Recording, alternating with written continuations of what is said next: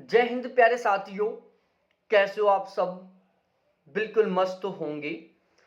You Victor classes YouTube channel पर आप सभी का बहुत बहुत स्वागत है। आज का ये जो वीडियो है उन सभी कैंडिडेटों के लिए बहुत ज़्यादा महत्वपूर्ण होने वाला है जो जून 2024 में नेट या जरब क्वालिफाई करना चाहते हैं।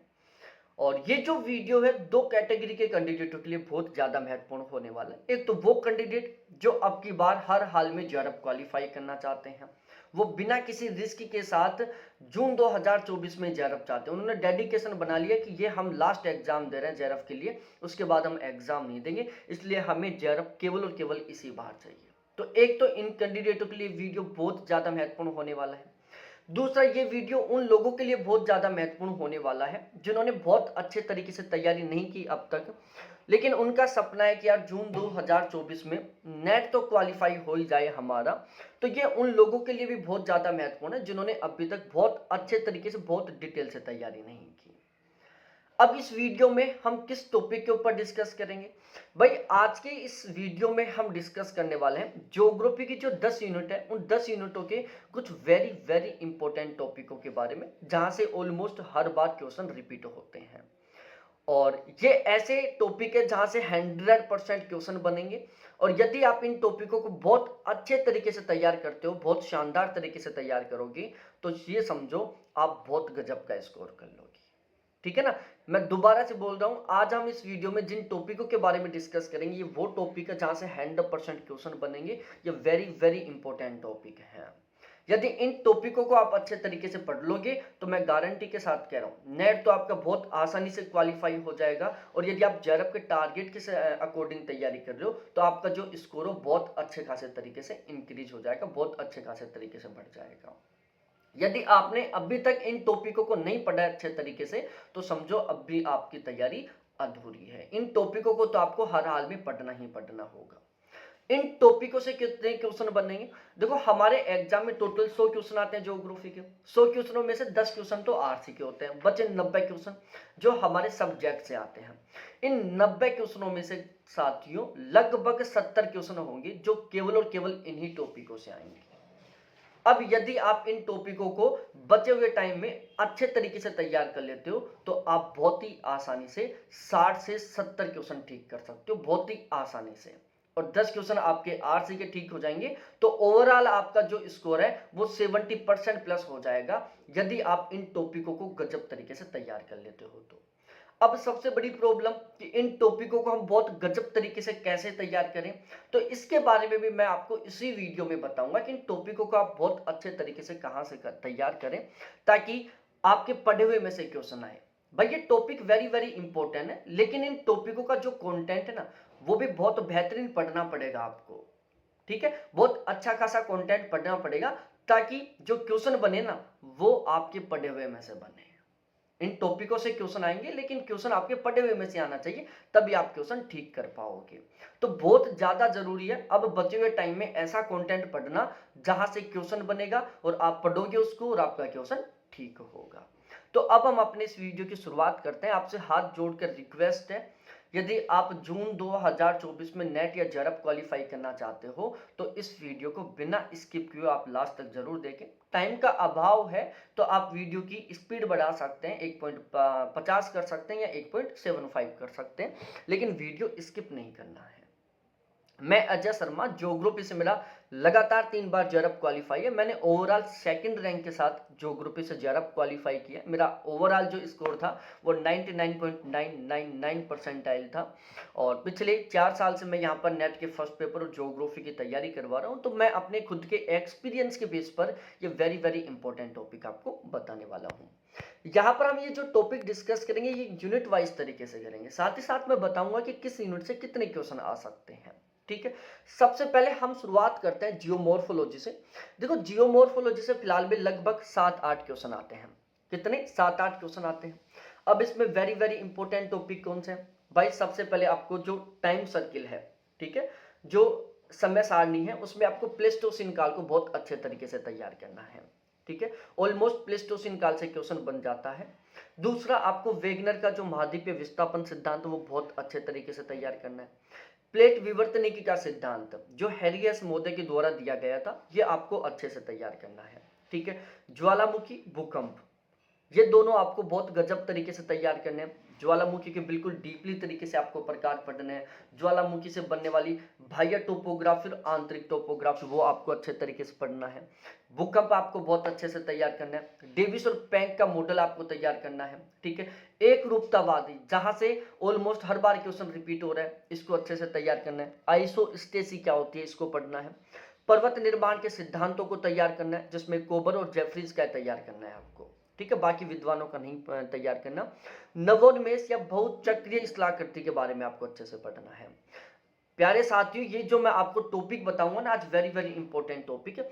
इन टॉपिकों को आपको बहुत डीपली, बहुत डिटेल से पढ़ना है। ऐसा नहीं कि इन इंपॉर्टेंट टॉपिकों को भी आप ऊपर से पढ़ लो, क्योंकि आजकल जो हमारा पेपर आता है ना, वो मॉडरेट टू टफ लेवल का आता है, डीपली पेपर बनता है। इसलिए इन टॉपिकों को तो आपको बिल्कुल जीरो से लेकर बिल्कुल जड़ तक कंप्लीट करना है। मतलब इन टॉपिकों को बहुत डिटेल से पढ़ना है। इन टॉपिकों के संबंध में आपको कुछ भी नहीं छोड़ना है, क्योंकि पेपर हमारा डीपली बनता है। ठीक है, तो टोटली कुल मिलाकर हमने ये 12 टॉपिक सेलेक्ट किए हैं, किसमें 11, और इसके अलावा टोपोग्राफी है। ठीक है, टोपोग्राफी में आपको पवन के द्वारा, नदी के द्वारा, हिमनद के द्वारा और भूमिगत जल के द्वारा निर्मित टोपोग्राफी पढ़नी है। टोपोग्राफी में आप केवल इतना पढ़ लो कि कौन सी टोपोग्राफी किसके द्वारा बनती है। एक ये याद कर लो कि कौन सी टोपोग्राफी अपर्दनात्मक है, कौन सी निक्षेपात्मक है। टोपोग्राफियों को डिटेल से मत पढ़ो आप, बस इतना याद कर लो कि कौन सी टोपोग्राफी किससे बन रही है और वो किस प्रकार की है, अपर्दनात्मक है, निक्षेपात्मक है। तो टोटली कुल मिलाकर जियोमॉर्फोलॉजी के हमने 12 टॉपिक सेलेक्ट किए हैं, और एग्जाम में जो 7-8 क्वेश्चन आएंगे ना, वो गारंटी के साथ है इन 12 टॉपिकों से आएंगे। ठीक है, एक भी क्वेश्चन बाहर नहीं जाएगा। बस अब आपको इन टॉपिकों को बहुत डिटेल से, बहुत डीपली तरीके से पढ़ना है। उसके बाद हम आगे आते हैं क्लाइमेटोलॉजी में। देखो, क्लाइमेटोलॉजी में आपको क्या क्या पढ़ना है। सबसे पहले तो आपको वायुमंडल पढ़ना है। ठीक है, वायुमंडल की जितनी भी लेयर है वो सभी अच्छे तरीके से ध्यान होनी चाहिए। वायुमंडल के जो विशेषताएं हैं, जैसे क्षोभ मंडल की बहुत अलग अलग विशेषताएं, नॉर्मल लेप्स रेट है, नेगेटिव लेप्स रेट है, तापीय व्युत्क्रम है, ये सारी आपको अच्छे तरीके से पता होना चाहिए, जिनका कॉन्सेप्ट भी क्लियर होना चाहिए। उसमें बजट आपको पता होना चाहिए। ठीक है, पवन, अब पवनों में व्यापारिक, पछुआ और स्थानीय स्थानीय जो प्रचलित पवन है, वो सारी आपको अच्छे से क्लियर होनी चाहिए। ठीक है, चक्रवात में आपको उष्ण कटिबंधीय, शीतोष्ण कटिबंधीय चक्रवात ही पढ़ना है। चाहो तो प्रति चक्रवात पढ़ लेना, अदरवाइज उसको छोड़ देना। चक्रवात की उत्पत्ति के संबंध में जो सिद्धांत था, जे बर्कनीज, वी बर्कनीज के द्वारा दिया गया था, ध्रुवीय वाताग्र सिद्धांत, वो आपको बहुत अच्छे तरीके से पढ़ना है। कोपेन थोनवेट का क्लाइमेट क्लासिफिकेशन आपको बहुत अच्छे तरीके से तैयार होना चाहिए कि इन्होंने कब कब किया था, इन्होंने कब कब संशोधन किया था। ठीक है, इन्होंने जब क्लासिफिकेशन किया था तो उसका आधार क्या माना था, कब कितने भागों में डिवाइड किया था, वो कौन कौन से एरिया में फैला हुआ है, ये सारा सब कुछ आपको पता होना चाहिए। इसके अलावा जलवायु प्रदेशों के बारे में आपको पता होना चाहिए कि कौन सा जलवायु प्रदेश कहां पर है, क्योंकि यहां से क्रॉस मैचिंग टाइप का क्वेश्चन बन सकता है। तो क्लाइमेटोलॉजी से 6-7 क्वेश्चन आएंगे, वो जो 6-7 क्वेश्चन है वो इन 8 टॉपिकों से आएंगे। अब ये 6-7 क्वेश्चन अच्छे से तैयार करना चाहते हो, अच्छे से ठीक करना चाहते हो, तो आप ये जो 8 टॉपिक है ना, इनको गजब तरीके से तैयार कर लो। इन 8 टॉपिकों को गजब तरीके से तैयार कर लोगे तो 6-7 क्वेश्चन आपके यहीं से ठीक हो जाएंगे। इसके बाद हम आगे डिस्कस करते हैं ओशिनोग्राफी। देखो, ओशिनोग्राफी से जो क्वेश्चन है वो लगभग 6-7 क्वेश्चन आते हैं वही। अब ओशिनोग्राफी में एक तो महासागरीय उच्चावच आपके क्लियर होने चाहिए, मग्न तट, मग्न ढाल, गहन सागरीय मैदान, गर्त। ठीक है, दूसरा महासागर। अब महासागरों में देखो, ये जो तट है ना, महासागरीय उच्चावच, इसमें आपको ढाल भी याद करना है, गहराई भी याद करनी है। ध्यान रखना, जो गहराई हो मीटर में भी याद करना, फिट में भी याद करना और फैथम में भी याद करना। ठीक है, आजकल मीटर में नहीं देता, किताबों में मीटर लिखा होता है, लेकिन फैथम में लिख देता है एग्जाम में। अब हमने तो मीटर में याद किया, फैथम ने हमें याद ही नहीं की, फिट में हमने याद ही नहीं की, हम पढ़ने के बावजूद क्वेश्चन को गलत कर देंगे। तो ये जो गहराई है उसको आपको मीटर, फैथम और फिट तीनों में याद करना है। उसके बाद तीनों के तीनों महासागर, अटलांटिक, हिंद और प्रशांत, तीनों महासागर पढ़ने हैं। अब महासागरों की स्थिति, आकार, ये आपको पढ़ना है। ठीक है, उनकी उत्पत्ति कैसे हुई ये पढ़ना है। कटक पढ़ना है और गर्त पढ़ने हैं। ठीक है, अब कटक और गर्त की स्थिति कि वो कौन से महासागर में, उत्तरी अटलांटिक में है, दक्षिणी प्रशांत में है या फिर दक्षिणी हिंद में है।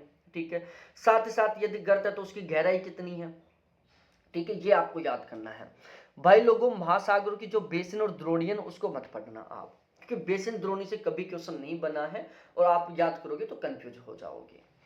परवाल, परवाल भित्तियों के जो प्रकार हैं, परवालों की उत्पत्ति के संबंध में जो सिद्धांत है, परवालों के जीवित रहने के लिए जो विशेषताएं हैं, स्पेशली जो टेम्परेचर लवणता वाली विशेषता है वो कंफ्यूज करने वाली है, तो उनको आपको बहुत अच्छे तरीके से तैयार करना है। ठीक है, तो परवाल अच्छे से क्लियर होना चाहिए। लवणता, लवणता बहुत बेहतरीन तरीके से तैयार करनी है। कौन कौन से सबसे ज्यादा मात्रा में पाए जाने वाले जो लवण है वो, लवणों का अक्षांश विस्तार पढ़ना है, लवणों का देशांतरी विस्तार पढ़ना है, सबसे ज्यादा लवणता वाले जो सागर वो पढ़ने हैं आपको, सबसे कम लवणता वाले जो सागर वो पढ़ने हैं आपको, मतलब लवणता को बिल्कुल डिटेल से तैयार करना है। जवार भाटा, देखो जवार भाटा को यदि आपको टाइम मिले तो पढ़ लेना, टाइम ना मिले तो आप छोड़ भी सकते हो। ठीक है, क्योंकि जवार भाटा से बहुत ज्यादा क्वेश्चन नहीं बनते हैं। जलधारा, जलधारा से हर बार क्वेश्चन बनता है। आपको पता होना चाहिए कि कौन सी गर्म जलधारा है, कौन सी ठंडी जलधारा है। ठीक है, वो कौन से महासागर की जलधारा है, उत्तरी की है या दक्षिणी की है, ये भी आपको पता होना चाहिए। साथ ही साथ आजकल थोड़ा सा पेपर डीपली बनने लगे हैं, इसलिए वो जलधाराओं से रिलेटेड कुछ स्पेशल बातें लिख देता है। ठीक है, जैसे सार्गेसो सागर की जलधाराओं को क्रम से लगवा लेता है। ठीक है, और इसके अलावा जो फिश बैंक है वहां पर कौन कौन सी जलधाराएं मिलती है वो पूछ लेता है।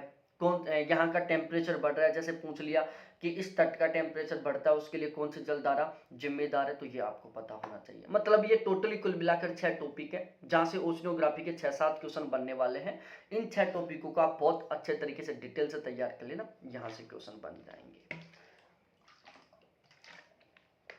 अब आपके दिमाग में आ रहा होगा कि सर टॉपिक तो आप बता रहे हो, साथ के साथ बता रहे हो कि उनको बहुत डीपली तरीके से तैयार करो, लेकिन हम ये कंटेंट ले कहां से? तो प्यारे साथियों, हमने ज्योग्राफी का गारंटी बैच चलाया था जेआरएफ क्वालिफाई करने के टारगेट के साथ। हमारा जो गारंटी बैच था उसका टारगेट केवल और केवल यही था कि चाहे कुछ भी हो जाए, लेकिन हमें 80% प्लस क्वेश्चनों के साथ जेआरएफ क्वालिफाई करना है। ठीक है, तो ये जो मैं आपको वो गारंटी बैच वाला कंटेंट प्रोवाइड करवा दूंगा, आप वो कंटेंट ले लेना। मैं गारंटी के साथ कह रहा हूं, इन टॉपिकों से चाहे कितना भी डीपली पेपर बने, ठीक है, इन टॉपिकों से चाहे कितना भी डिटेल का क्वेश्चन बने, 100% वो क्वेश्चन आपको उन नोट्सों से देखने को मिलेगा, गारंटी के साथ कह रहा हूं मैं आपको। ठीक है, तो यदि आप इन सभी वेरी वेरी इंपॉर्टेंट टॉपिकों को बहुत गजब तरीके से तैयार करना चाहते हो ना, तो हमारा वो गारंटी बैच का कंटेंट परचेज कर सकते हो, गारंटी बैच परचेज कर सकते हो। इसके अलावा हमने क्रैश कोर्स भी चलाया था 30 डेज के टारगेट के साथ, और उस क्रैश कोर्स में हमने केवल इन वेरी वेरी इंपॉर्टेंट टॉपिकों को कवर करवाया है, तो आप वो क्रैश कोर्स भी ले सकते हो। मैं ये पूरे गारंटी के साथ, पूरे कॉन्फिडेंस के साथ कह रहा हूं कि यदि आप हमारे उस बैच के कंटेंट से इस टॉपिकों को तैयार करोगे ना, तो बचे हुए टाइम में आप तैयारी करके बहुत आसानी से नेट क्वालिफाई कर जाओगे, और आपकी यदि पहले से थोड़ी बहुत तैयारी है तो आप बहुत आसानी से जेआरएफ क्वालिफाई कर लोगे। पेपर चाहे किसी भी लेवल का बने, चाहे कितना भी इजी बने, कितना भी टफ बने, और चाहे कितना भी मॉडरेट लेवल का बने, इन टॉपिकों से आने वाला हर एक क्वेश्चन 100% आपको उन्हीं नोट्सों से देखने को मिलेगा, उसी कंटेंट से देखने को मिलेगा, यहां पर मैं गारंटी ले रहा हूं। ऐसा नहीं होता है तो एग्जाम के बाद में भी मैं आपको फीस रिटर्न कर दूंगा, इतनी गारंटी ले रहा हूं मैं आपकी।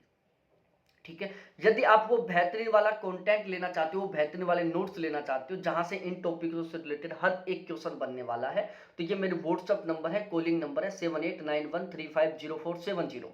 इनके ऊपर आप मेरे से कांटेक्ट करें और बिना देरी किए आप ये बैच लें, ताकि बचे हुए टाइम में इन टॉपिकों को आप बहुत अच्छे तरीके से तैयार कर सको, ताकि आपका मात्र इसी टाइम की तैयारी से बहुत आसानी से नेट क्वालिफाई हो जाए या फिर आपका जेआरएफ क्वालिफाई हो जाए। ठीक है, तो आप वो बैच ले सकते हो प्यारे साथियों, बिल्कुल नाम मात्र फीस है, इससे कम फीस में इससे बेस्ट कंटेंट आपको कहीं पर नहीं मिलने वाला। और यदि मैं ये जो बैच के बारे में बता रहा हूं कि इतना बेहतरीन कंटेंट है, यदि आप इसको डिटेल से जानना चाहते हो तो इसी वीडियो के डिस्क्रिप्शन में मैं एक फुल वीडियो का लिंक दे दूंगा, वहां से देख लेना। तो वहां से आपको पता चल जाएगा कि हमने ये जो कंटेंट तैयार किया ना, ये हमने किस तरीके से तैयार किया है। ठीक है, उसके बाद ईवीएस, देखो ईवीएस है, इसमें आपको इकोसिस्टम को, प्रोटोकॉल जितने भी हैं, बायोम को, बायोम है ये, और इसके अलावा पिरामिड, इन चारों टॉपिकों को बहुत अच्छे तरीके से तैयार करना है। बाकी का जो आपका ईवीएस है वो फर्स्ट पेपर से तैयार हो जाएगा, और ईवीएस से ध्यान रखना 5-6 क्वेश्चन आते हैं। अब पॉपुलेशन ज्योग्राफी, देखो पॉपुलेशन ज्योग्राफी में आपको एक तो जितने भी ज्योग्राफर है, वेरी वेरी इंपॉर्टेंट जो ज्योग्राफर है वो पढ़ने हैं। ठीक है। आपको विश्व की जनसंख्या तैयार करनी है। अब एक तो घनत्व के प्रकार है, जैसे कायिक घनत्व हो गए, आर्थिक घनत्व हो गए, पोषण घनत्व हो गए, ये आपका अच्छे से क्लियर होना चाहिए। जमघट के बारे में आपको अच्छे से पता होना चाहिए, जमघटों का क्रम आपको पता होना चाहिए, ठीक है। वृद्धि दर आपको पता होनी चाहिए और टॉप 5 जनसंख्या वाले देशों के बारे में आपको पता होना चाहिए। भारत के जितने भी निकटवर्ती देश हैं उनके घनत्व के बारे में आपको पता होना चाहिए, ठीक है। इसके अलावा आपको अनुकूलतम जनसंख्या सिद्धांत बहुत अच्छे से तैयार करना है, एकरमैन का सिद्धांत अच्छे से तैयार करना है। डेमोग्राफिक जो मॉडल है इसमें आपको मोल्थस और सैडल दोनों के विचार अच्छे तरीके से तैयार करने हैं। तो टोटली कुल मिलाकर पॉपुलेशन ज्योग्राफी से क्वेश्चन आएंगे 5-6, और ये जो 5-6 क्वेश्चन है वो केवल और केवल इन 5 टॉपिकों से अच्छे से तैयार हो जाएंगे। और हमारा वो जो कंटेंट है उसमें इन पांचों के पांचों टॉपिकों को बहुत बेहतरीन तरीके से तैयार किया गया है। मैं प्यारे साथियों फिर से रिपीट कर रहा हूं, इन टॉपिकों से जो भी क्वेश्चन बनेगा 100% उसी कंटेंट से बनेगा जो मैं आपको प्रोवाइड करवाने वाला हूं। तो अब आप लापरवाही मत करो। यदि आप सच में ही जेआरएफ क्वालिफाई करना चाहते हो जून 2024 में, आप सच में ही नेट क्वालिफाई करना चाहते हो जून 2024 में, तो बिना देरी किए हुए आप वो बैच परचेज कर सकते हैं, वो कंटेंट परचेज कर सकते हैं। बिल्कुल नाम मात्र फीस है, गारंटी के साथ कह रहा हूं, एग्जाम देने के बाद में आपको 1% भी पछतावा नहीं होगा। आप प्राउड फील करोगे कि यार वो सही टाइम था जिस टाइम हमने वो वीडियो देखा और वो हमने कंटेंट परचेज किया, जब आपको बिल्कुल लाइन टू लाइन क्वेश्चन मिलेंगे, ठीक है। जब जो लोग पिछले 4-5 महीने से तैयारी कर रहे हैं, आप मात्र लगभग 1 महीने की तैयारी से उन लोगों के बराबर लेवल में आ जाओगे। तो आप वो ले सकते हैं। यदि वो कंटेंट या बैच लेना चाहते हो तो ये मेरे व्हाट्सएप नंबर, कॉलिंग नंबर है, इनके ऊपर आप मेरे से व्हाट्सएप पर चैट कर सकते हो, कॉल कर सकते हो, ठीक है। इसके अलावा हम सेटलमेंट ज्योग्राफी के बारे में डिस्कस करें, इनसे 5-6 क्वेश्चन आते हैं। देखो, अधिवासों के प्रकार आपको पता होना चाहिए। ग्रामीण अधिवास कौन से होते हैं, नगरीय अधिवास कौन से होते हैं, ये आपको पता होना चाहिए। क्रॉस मैचिंग का क्वेश्चन बनता है, ठीक है। दूसरा, नगरों की उत्पत्ति के संबंध में जो लेविस मैमफोर्ड बोधे ने जो सिद्धांत दिया था वो आपको अच्छे से पता होना चाहिए। नगरों की आकारी के संबंध में जो बर्गस ने, होमर होयट ने, हैरिस उल्मान ने, और ये आपको अच्छे तरीके से क्लियर होने चाहिए सभी के सभी मॉडल। शोषण मॉडल है जो विलियम बंगी महोदय के द्वारा दिया गया था, वो आपका बहुत बेहतरीन तरीके से तैयार होना चाहिए। क्रिस्टोलर और लूस का सिद्धांत शानदार तरीके से तैयार होना चाहिए आपका। नगर प्रभाव क्षेत्र के सिद्धांत है, जैसे गुरुत्व सिद्धांत हो गए, फुटकर गुरुत्व सिद्धांत हो गए, ये आपका अच्छे से तैयार होना चाहिए। ग्रामीण नगर क्या होता है, नगरीय सीमांत क्या होता है, वैश्विक नगर क्या होते हैं, ये टॉपिक आपके अच्छे से तैयार होने चाहिए। तो सेटलमेंट ज्योग्राफी के टोटली कुल मिलाकर ये 6 टॉपिक है, जहां से 5-6 क्वेश्चन बनने वाले हैं। तो इन 6 टॉपिकों को घोट कर पी जाओ, अच्छे तरीके से तैयार कर लो। उसके बाद हम इको ज्योग्राफी के बारे में डिस्कस करते हैं, जहां से 4-5 क्वेश्चन आते हैं। एक तो आप क्रियाकलाप याद करो, प्राथमिक क्रियाकलाप, द्वितीयक, तृतीयक, चतुर्थक, पंचम, ठीक है। क्रॉस मैचिंग का क्वेश्चन बनता है, 5 क्रियाकलाप लिख देगा, 5 इन क्रियाकलापों के नाम लिख देगा और फिर क्रॉस मैच करवा लेगा, ठीक है। आपको खनिज तैयार करने, भाई सभी के सभी खनिज नहीं पढ़ना आपको, लोहा, तांबा, एल्यूमिनियम, कोयला, पेट्रोल और गैस, ये टोटली कुल मिलाकर 6 खनिज हैं। इन 6 खनिजों को अच्छे तरीके से तैयार कर लो। इनका प्रोडक्शन कहाँ से होता है, ठीक है। फिर इसके बाद में इनको एक्सपोर्ट इंपोर्ट किस तरीके से किया जाता है, कौन से बंदरगाह के द्वारा इनका एक्सपोर्ट इंपोर्ट किया जाता है, ठीक है। और इसके अलावा कौन से देश की कौन सी पोजीशन है प्रोडक्शन में, और इसके अलावा कौन से देश की कौन सी पोजीशन है स्टोरेज में, ठीक है। इनके अयस्क का नाम क्या है ये भी आपको पता होना चाहिए। मतलब ये जो 6 के 6 खनिज है ना, ये बहुत बेहतरीन तरीके से आपके क्लियर होना चाहिए। मैं फिर से रिपीट कर रहा हूं, ये जो वेरी वेरी इंपॉर्टेंट टॉपिक है, इनका हर एक फैक्ट, हर एक जानकारी आपको पता होनी चाहिए। ऐसा नहीं कि इन वेरी वेरी इंपॉर्टेंट टॉपिकों को भी आप ऊपर ऊपर से तैयार कर लो। भाई इनको तो बहुत डीपली तरीके से पढ़ना है आपको, बहुत डिटेल से पढ़ना है आपको। अब इसके बाद हम एग्रीकल्चर ज्योग्राफी के बारे में बात करें, वहां से 3-4 क्वेश्चन आएंगे। एग्रीकल्चर ज्योग्राफी के कुछ वेरी वेरी इंपॉर्टेंट ज्योग्राफर उनको पढ़ लो। वोन थैल्यून का सिद्धांत तैयार कर लो। कृषि के प्रकार, अब कृषि के प्रकारों में देखो, आपने नहीं पढ़ा हो तो मैं आपको बता दूं, जैसे सिल्वरी कल्चर होता है, मधुमक्खी पालन होता है, शहतूत की खेती होती है, रेशम के कीट का पालन होता है, मछली पालन होता है, ठीक है। तो इस प्रकार की जो खेती के प्रकार है वो आपको पता होना चाहिए, क्योंकि क्रॉस मैचिंग का क्वेश्चन बनता है और ज्यादातर लोग उसमें कंफ्यूज होते हैं। कृषि उत्पादकता दक्षता, और मापन की विधियां जिसमें आपको दोई और रफी उल्लाह के द्वारा जो मेथड्स उपयोग किया गया था वो बहुत बेहतरीन तरीके से आपको पता होना चाहिए। कृषि प्रदेश आपको सारे के सारे पता होना चाहिए कि कौन सा कृषि प्रदेश कौन कौन से देशों में फैला हुआ है, उसका अक्षांशीय देशांतरी विस्तार क्या है। स्पेशली तरीके से आपको जो भूमध्य सागरीय कृषि प्रदेश है वो अच्छे तरीके से पता होना चाहिए। हितलसी का जो कृषि प्रादेशिकरण है वो आपको अच्छे तरीके से पता होना चाहिए कि कब किया था, किस तरीके से किया था, आधार क्या माने थे, कितने भागों में डिवाइड किया था, कौन सा भाग कौन से एरिया को कवर किया था। ठीक है। फसल में आपको चावल, गेहूं, गन्ना, कपास, चाय, कॉफी, रबड़। ठीक है। केवल ये टोटली कुल मिलाकर 7 फसलें ये आपको तैयार करनी है। इनकी भौगोलिक दशाएं आपको पता होना चाहिए, इनका रासायनिक नाम आपको पता होना चाहिए, इनकी उत्पत्ति कहां से हुई है, मतलब इनका मूल कहां से ये आपको पता होना चाहिए, इनका प्रोडक्शन सबसे ज्यादा कहां पर होता है, कहां पर इनका एक्सपोर्ट किया जाता है, कौन से फसल का कौन से देश के द्वारा इंपोर्ट किया जाता है, ये सारा सब कुछ आपको पता होना चाहिए इन 7 फसलों के बारे में। ठीक है।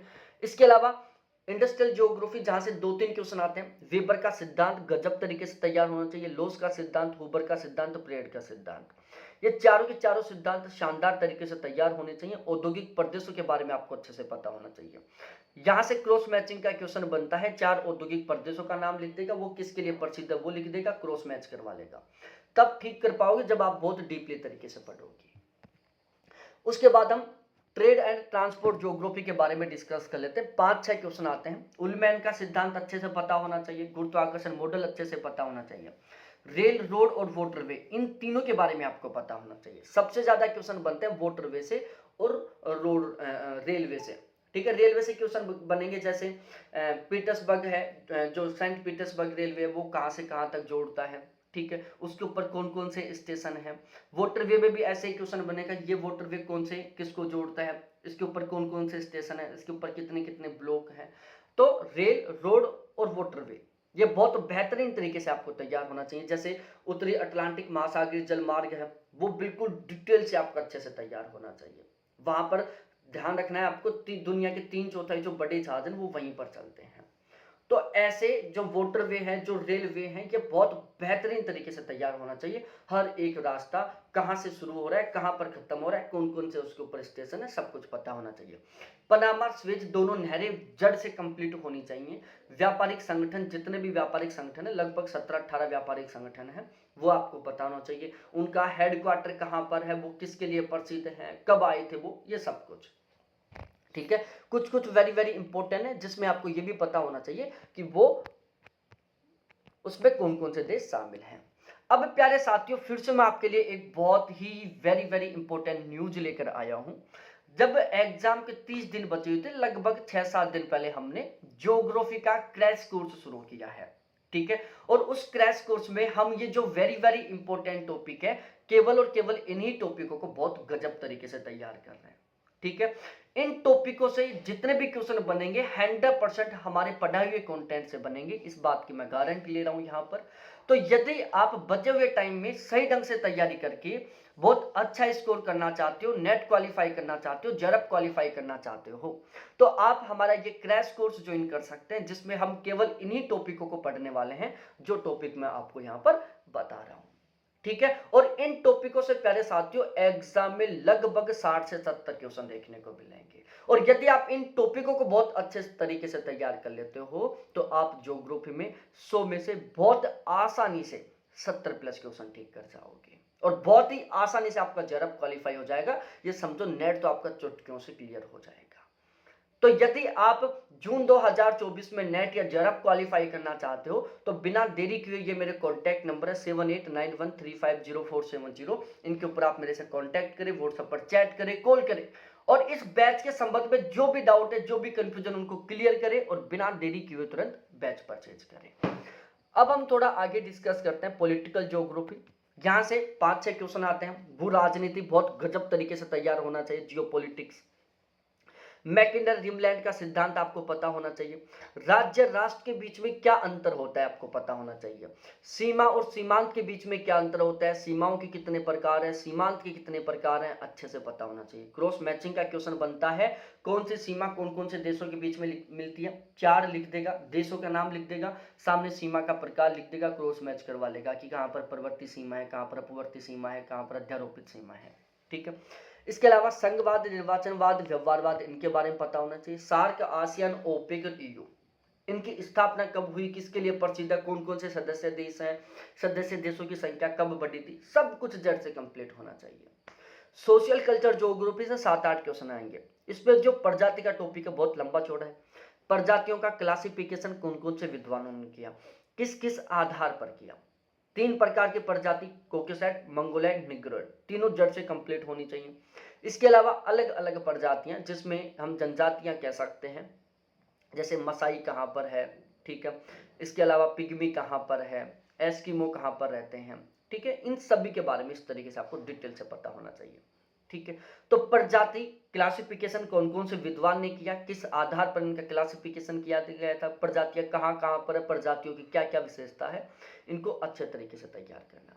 सांस्कृतिक परिमंडल आपके अच्छे से तैयार होनी चाहिए। भाषा का आपको अच्छे से पता होना चाहिए कि सबसे ज्यादा कौन सी भाषा कौन कौन से एरिया में बोली जाती है।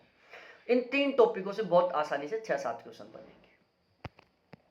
रीजनल ज्योग्राफी के बारे में बात करें, जहां से 5-6 क्वेश्चन आएंगे। प्रदेशों के प्रकार अच्छे से पता होना चाहिए। नियोजन प्रदेश भारत और विश्व दोनों के संदर्भ में, भाई लोगों यहां सबसे ज्यादा हम कंफ्यूज होते हैं, ठीक है, कि कौन से विद्वान ने भारत को कितने नियोजन प्रदेशों में डिवाइड किया। अब वहां पर भी 3 तरीके से काम चलता है, मुख्य भाग, उपमुख्य भाग और उसका भी भाग होता है, ठीक है ना। जैसे आपने पढ़ा होगा 7, 11, 53, ठीक है। इस तरीके से ये त्रिवर्गीकरण हो गया। 7 मुख्य भागों में डिवाइड कर दिया, फिर 7 भागों को 11 भागों में डिवाइड कर दिया, फिर 11 भागों को टोटल 53 भागों में डिवाइड कर दिया। तो इस तरीके से पता होना चाहिए, ठीक है। विश्व के संदर्भ में भी, भारत के भी संदर्भ में भी। प्रादेशिक परिसीमन की जो विधि है वो आपको पता होना चाहिए। प्रादेशिक नियोजन के जो उपागम है, नदी बेसिन के बारे में पता होना चाहिए, दामोदर घाटी के बारे में पता होना चाहिए, एनसीआर के बारे में पता होना चाहिए। एनसीआर में कौन कौन से राज्यों का कितना % हिस्सा शामिल है, उनके कौन कौन से जिले आते हैं, ये भी आपको पता होना चाहिए, ठीक है। आर्थिक विकास सूचकांक के बारे में पता होना चाहिए। टोटली कुल मिलाकर 5 टॉपिक है, जहां से 5-6 क्वेश्चन आएंगे यदि इनको अच्छे तरीके से तैयार कर लोगे। थॉट के बारे में डिस्कस करें, देखो थॉट से एक क्वेश्चन ऑलमोस्ट बनता है। भूगोलवेताओं को क्रम से व्यवस्थित करवा लेता है कि निम्नलिखित भूगोलवेताओं को कालानुक्रम में व्यवस्थित करो। अब वो क्वेश्चन आप तभी ठीक कर पाओगे जब सभी के सभी भूगोलवेताओं का कालानुक्रम आपको पता होगा। आप चाहो तो, आपको लगता है कि आप तैयार कर सकते हो तो कर लेना, अदरवाइज छोड़ देना, क्योंकि केवल एक क्वेश्चन को ठीक करने के लिए आपको बहुत कुछ पढ़ना पड़ेगा। ये आपको पता होना चाहिए कौन सा भूगोलवेता कौन सा देश का है, कौन सा जर्मनी है, कौन सा अंग्रेजी है, कौन सा भूगोलवेता अमेरिकन है, कौन सा भूगोलवेता जर्मन का है, कौन सा भूगोलवेता फ्रांस का है, कौन सा भूगोलवेता ब्रिटेन का है, ठीक है। ये आपको अच्छे तरीके से पता होना चाहिए, ठीक है। इसके अलावा पुराण के जो 7 द्वीप है ये पता होना चाहिए। अब मैं यहाँ पर कुछ स्पेशल प्रकार के भूगोलवेताओं के बारे में बता रहा हूँ, केवल इनको पढ़ लेना। भास्कराचार्य को पढ़ लेना, आर्यभट्ट को पढ़ लेना, थेल्स को, एनेक्सिमेंडर को, हिकेटियस को, प्लेटो को, अरस्तु को, इरेटोस्थनीज को, हिप्पाकर्स को, स्ट्रेबो को, टोलमी को, अलमसूदी को, अलबनूनी को, अल इद्रिस को, खल्दून को, इब्न बतूता को, इब्न हाकल को, हम्बोल्ट को, रिटर को, कांट को, वोरेनियस को, रेड जेल को, रिस्टोपेन को, ब्लास को, ब्रुन्स को, डिमांजिया को, Mackinder, Herbertson, Geddes, Hackett, Huntington, Semple, Hotson, Bowman, Febvre और टेलर। ये भूगोलवेता हैं, केवल आप इनको पढ़ लेना बिल्कुल डिटेल से। इनके द्वारा कौन कौन सी किताबें लिखी गई, इनके द्वारा कौन कौन सी अवधारणाएं दी गई, ये कहाँ के थे, ठीक है, कौन किसका शिष्य था, ये भी आपको अच्छे तरीके से पता होना चाहिए। मतलब ये जितने भी मैंने ज्योग्राफर बताएंगे ये अच्छे तरीके से तैयार होने चाहिए, ताकि यहां से क्यों बनने वाला हर एक क्वेश्चन आपके पढ़े हुए में से आए। संभववाद, नियतिवाद, नवनियतिवाद, आदर्शवाद, व्यवहारवाद, मानवतावाद, ये आपका बहुत अच्छे तरीके से 6 की 6 विचारधारा याद होनी चाहिए। अंधयुग, पुनर्जागरण काल के बारे में आपको अच्छे तरीके से पता होना चाहिए। तो टोटली कुल मिलाकर ये 4 टॉपिक है, जहां से 7-8 क्वेश्चन बनने वाले हैं, जिसमें जो तीसरा नंबर का टॉपिक, दूसरा नंबर का टॉपिक बहुत लंबा चौड़ा ये भूगोलवेता वाला, ठीक है। दिसंबर 2024 में यदि आप जेआरएफ क्वालिफाई करना चाहते हो तो उसके लिए हमने गारंटी बैच शुरू कर दिया है। केवल और केवल टारगेट है जेआरएफ क्वालिफाई करना, वो भी 80% प्लस के स्कोर के साथ, वो भी केवल और केवल पहले प्रयास में। तो ये मेरे व्हाट्सअप नंबर, कॉलिंग नंबर है, इसके थ्रू आप हमारा दिसंबर 2024 में जेआरएफ क्वालिफाई करने के लिए गारंटी बैच ज्वाइन कर सकते हैं। अब हम कार्टोग्राफी के बारे में डिस्कस करते हैं, जिससे 10-12 क्वेश्चन बनते हैं। कार्टोग्राफी में हमने तीनों को शामिल कर लिया, जियोटेक, स्टैटिक और कार्टोग्राफी।